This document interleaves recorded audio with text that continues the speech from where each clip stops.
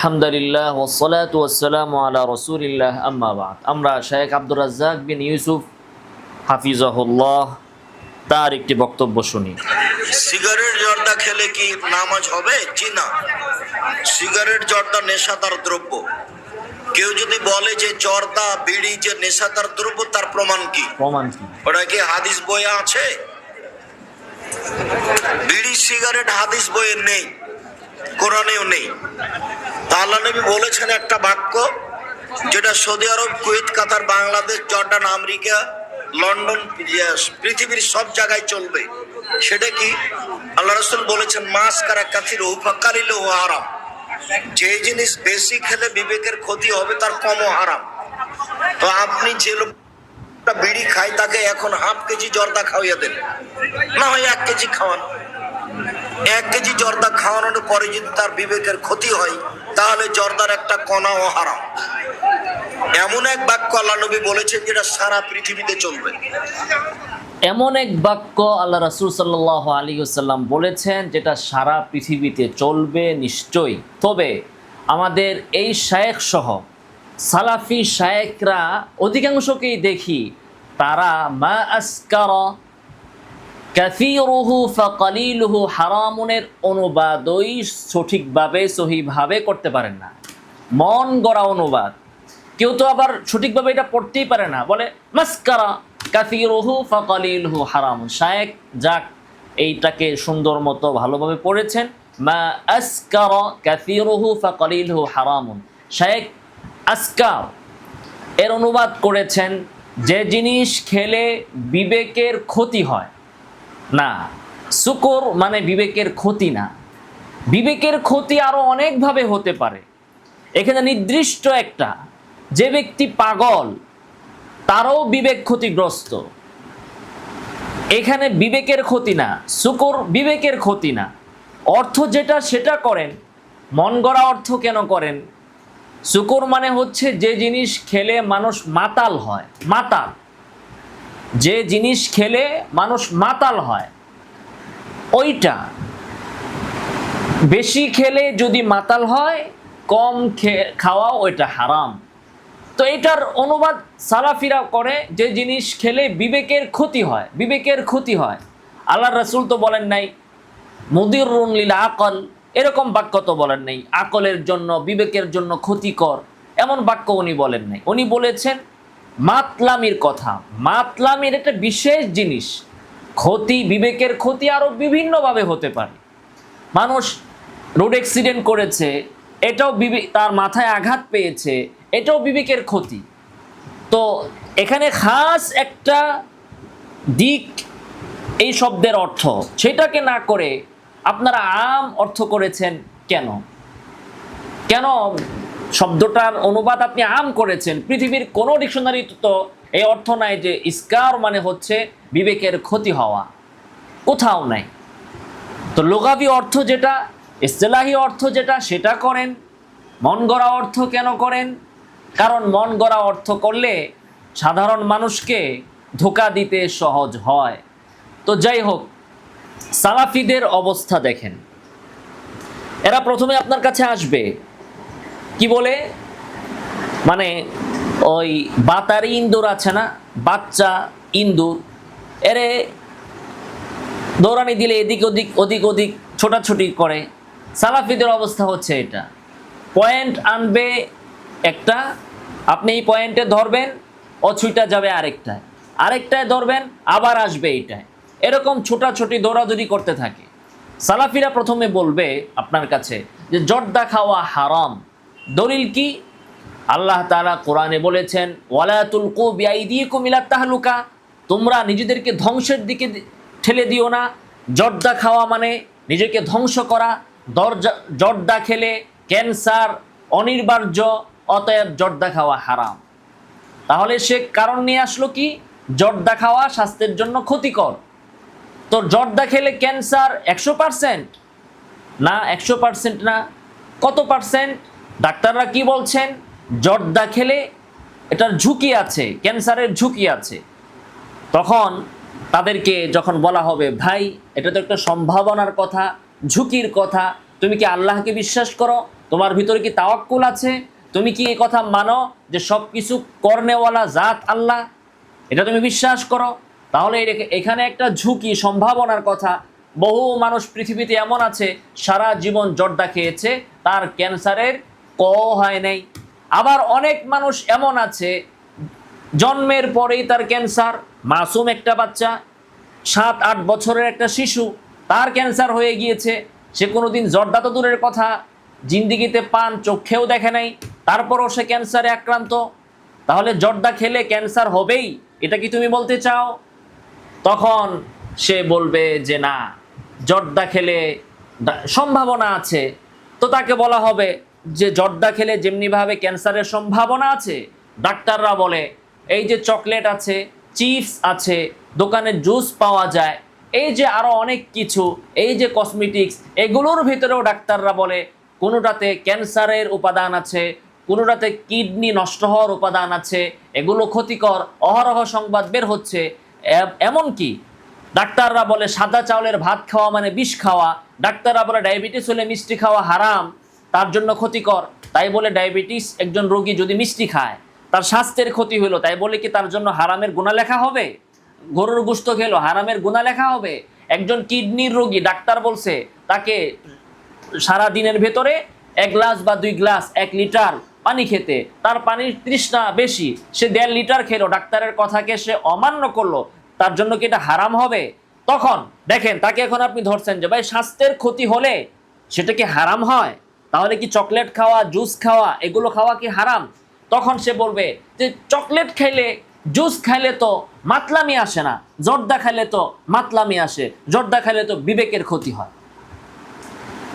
এতক্ষণ সে হারামের দলিল দিয়েছে কিসের? স্বাস্থ্যের ক্ষতি। আপনি যখন তাকে ধরলেন যে ভাই স্বাস্থ্যের এই ধরনের ক্ষতি আরো অন্যান্য খাবারের ভেতরেও আছে, অতএব জর্দাকে তুমি হারাম কেন বলো? তুমি বলতে পারো এটা অনুচিত, বলতে পারো এটা মাকরুহ, মাকরুহে তানজিহি, এটা না খাওয়া উচিত। অথবা কেউ যদি ক্যান্সারে আক্রান্ত হয় বা কারোর ব্যাপারে যদি ডাক্তার বলে যে সে যদি জর্দা খায় তাহলে প্রবল ধারণা আছে, গালেবে গুমান আছে যে সে ক্যান্সারে আক্রান্ত হবে, সেক্ষেত্রে আপনি এটা বলতে পারেন। কিন্তু স্বাভাবিক অবস্থায় এটাকে আপনি অনুচিত বা মাকরুহ এই পর্যন্তই বলতে পারেন, এর বেশি তো বলতে পারেন না। তো আপনি স্বাস্থ্যের বিষয়টা সে উঠালো, এটাতে আপনি যখন তাকে ধরেছেন তখন সে বলবে জর্দাতে তো মাতলামি আছে, চকলেটে তো মাতলামি নাই। তখন আপনি তাকে ধরবেন যে ভাই জর্দা খেলে মাতাল হয়েছে, পৃথিবীতে এমন কেউ আছে আমারে দেখাও, পৃথিবীতে এমন একজন মানুষ দেখাও যে জর্দা খেলে মাতাল হয়েছে। হ্যাঁ, কেউ তো মাতাল হয় নাই, এমন কোনো রেকর্ড নাই জর্দা খায়া মাতাল হয়েছে কোনো মানুষ। তখন সে বলবে জর্দা খেলে মাতলামি না হোক, স্বাস্থ্যের ক্ষতি হয়। তাকে ধরলেন যে ভাই স্বাস্থ্যের ক্ষতি তো আরো অনেক খাবারেও হয়, তখন সে বলবে ওই সমস্ত খাবারে মাতলামি হয় না, জর্দায় মাতলামি হয়। তারে ধরেন যে জর্দায় তবে মাতলামি হয় না, এটার কোনো প্রমাণ নাই, কোনো হিস্টোরি নাই যে কেউ জর্দা খেয়ে মাতাল হয়েছে। তখন সে আবার বলে মাতাল না হোক ক্ষতি হয়, ক্ষতিতে ধরবেন ক্ষতি না হোক মাতলামি হয়, মাতলামিতে ধরবেন মাতলামি না হোক ক্ষতি হয়। একটাও নাম জর্দা খেলে মাতলামি হয় না, জর্দা খেলে হারাম হয় এমন ক্ষতিও হয় না। হ্যাঁ, ক্ষতির সম্ভাবনা আছে যেটা আর অন্য খাবারের ভিতরেও আছে। এখন সে নিয়ে আসবে জর্দা খেলে শারীরিক ক্ষতি হয়, তাকে যখন ধরবেন তখন বলবে যে ক্ষতি না হোক মাতলামি হয়। যখন তাকে ধরবেন যে মাতলামি তো হয় না, তখন সে বলবে মাতলামি না হোক ক্ষতি হয়। আবার ধরেন ক্ষতি তো হয় না, মাতলামি হয়, মাতলামি তো হয় না, ক্ষতি হয়। এর ভিতরে সে ঘোরাফেরা করতে থাকবে। তারপরে তাহলে ভাই জর্দা খেলে তো মাতলামি হয় না, জর্দা খেলে ক্ষতিও হয় না, তাহলে কেন এটারে তুমি হারাম বলবা?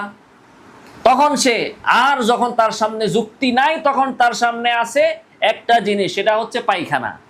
তখন বলবে তাইলে তো পায়খানা খাইলেও মাতলামি হয় না। কি কথা নিয়ে আসছে? তাহলে তো পায়খানা খাইলেও মাতলামি হয় না, তাহলে তো শকুরের গোশত খাইলেও মাতলামি হয় না।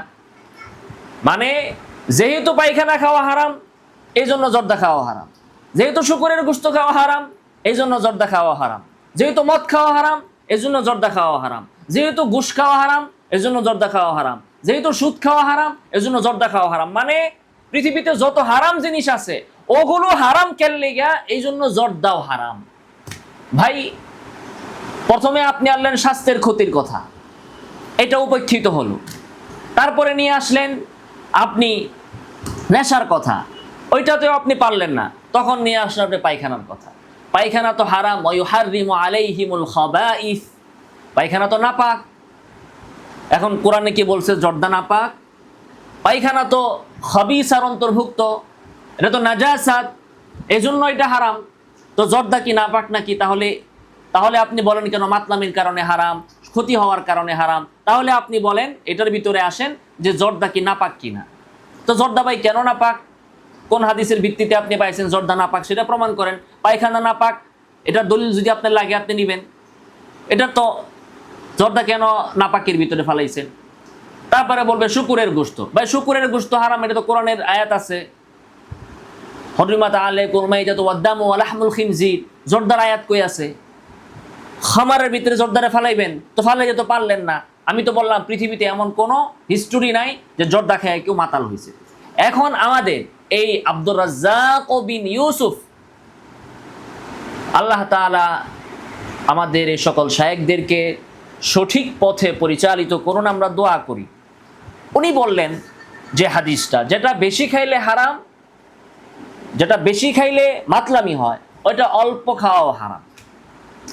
জর্দা উনি যে বললেন, কোন কিতাব থেকে বলছেন যে হাফ কেজি জর্দা খাইলে মানুষ মাতাল হয়? জিন্দিগিতে উনি খাইছে না কাউরে দেখছে যে হাফ কেজি জর্দা খাওয়ার পরে সে মাতাল হইছে? উনি দেখেন নাই তো কাউকে।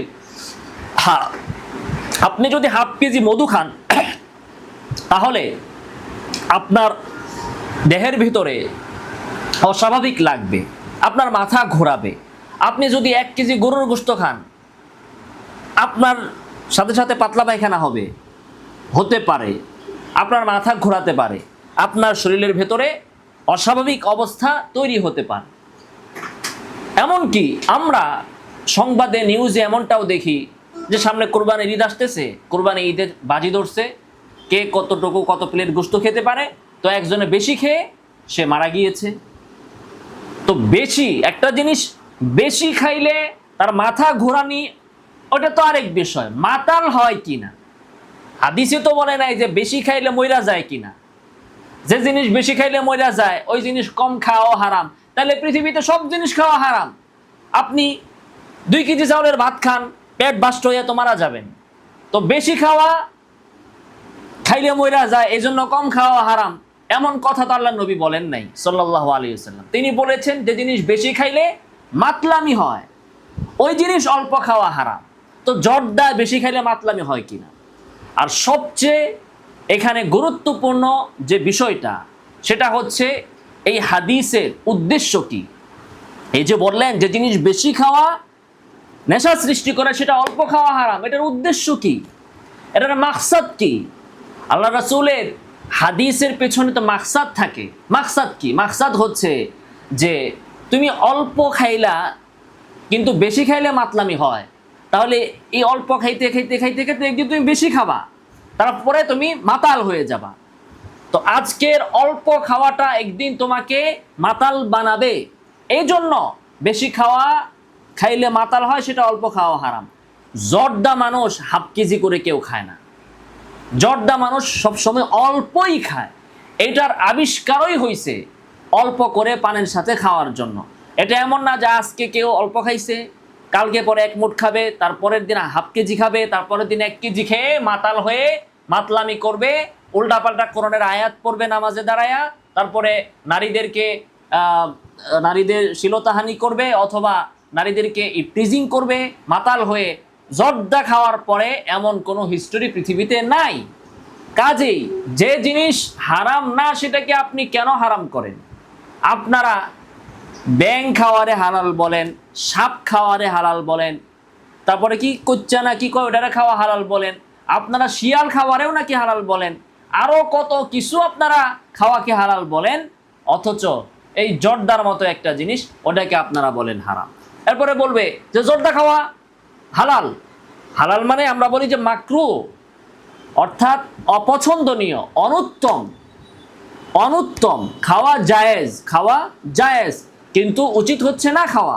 আমরা খাই না এটা, কিন্তু যেটার যে স্থান সেটাকে সেই স্থান দিতে হবে। আপনি খান আর না খান, আপনার কাছে ভালো লাগুক আর না লাগুক। এখন এসে বলবে তাইলে সিগারেট খাওয়া হারাম, তাইলে এটা খাওয়া হারাম। মানে পৃথিবীতে জর্দা হালাল হইলে পৃথিবীর সমস্ত হারাম হালাল হয়ে যেতে হবে। পৃথিবীতে জর্দা খাওয়া যদি জায়েজ হয় তাহলে সমস্ত হারাম খাবার জায়েজ হয়ে যেতে হবে। এটা হচ্ছে সালাফিদের একটা মিছিল, ওরা মিছিল দিবে জর্দা খাওয়া হালাল, হালাল কেন, জায়েজ কেন, অতএব মদকে হালাল করতে হবে, অতএব শুকুরের গোশতকে হালাল করতে হবে, সিগারেটকে হালাল করতে হবে। সিগারেট কেন হারাম? কারণ সিগারেটের হারাম হওয়ার বিভিন্ন কারণ আছে, তার ভিতরে একটা হচ্ছে দুর্গন্ধ। জর্দা থেকে সুগন্ধ বের হয়, সুগন্ধি বের হয়। জর্দা খাওয়ার পরে কেউ নাকে হাত দেয় না। সিগারেট যদি কেউ খায়, আশপাশের মহিলা থাকলে তাদের বমি চলে আসে। তো সিগারেটের তো ইজায়া মুসলিম আছে, মুসলমানকে কষ্ট দেওয়া আছে। জর্দা খাওয়ার পরে কোনো নারী কি করেছে, বমি হয়েছে, এমন তো নাই। এজন্যই বাংলাদেশের আইনে কি আছে, পাবলিক প্লেসে সিগারেট খেলে তাকে জরিমানা করা হয়। কোথাও তো নাই যে জর্দা পাবলিক প্লেসে যদি কেউ পান খায়, জর্দা খায়, সুপারি খায়, তাহলে তার জরিমানা আছে, দণ্ডনীয় অপরাধ, কোথাও তো নাই। আপনি বিভিন্ন পাবলিক প্লেসে দেখবেন, বিভিন্ন দোকানপাটে দেখবেন লেখা ধূমপান নিষিদ্ধ। তো ধূমপান নিষিদ্ধ কারণ এটা দুর্গন্ধ, এটা দুর্গন্ধ ছড়াবে, মানুষের বমি হবে, মানুষের কষ্ট হবে। কোথাও লেখা নাই যে এইখানে পান খাওয়া, জর্দা খাওয়া নিষিদ্ধ। তারপরে সিগারেটের সাথে আগুনের সম্পর্ক আছে, জর্দার সাথে এটা নাই। এবং সিগারেট হচ্ছে, এটা খায় হচ্ছে ফাসেকরা, যারা ফাসেক পাপাচারী তারা খায়। আপনি দেখবেন না কোনো আলেম সিগারেট খাচ্ছে সাধারণত। অপরদিকে জর্দাটা ফাসেকদের শিয়ার না, পান সুবারি জর্দা এগুলো ফাসেকদের শিয়ার না। মান তাশাব্বাহা বিকওমিন ফাহুয়া মিনহুম।